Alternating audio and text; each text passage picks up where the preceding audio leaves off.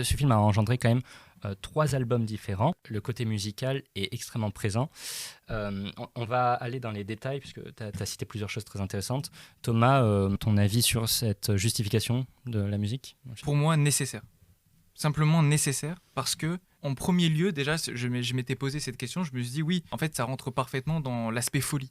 Le fait de chanter, danser, au milieu de personnes qui ne sont pas du tout dedans, justement, il n'y a pas de chorégraphie. Et en fait, il y a un aspect folie qui s'en dégage. Et secondement, je trouve que c'est la meilleure façon qui aurait pu être de représenter son monde intérieur. Représenter dans le 1 ce qu'on voyait de façon partielle. Par exemple, toutes ces scènes qu'il vivait, par exemple, avec sa voisine, où il disait qu'il avait une relation avec sa voisine et au final, en fait, ils sont croisés 2 fois, quoi.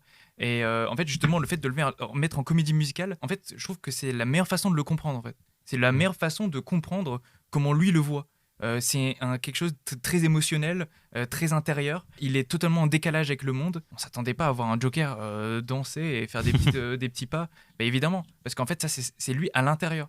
C'est-à-dire que nous, on était vraiment en immersion avec du coup, le Joker, mais là, on est beaucoup plus comme avec Arthur Fleck, avec ce côté-là. C'est-à-dire, on est vraiment avec l'enfant qui était traumatisé par ses parents, par sa mère.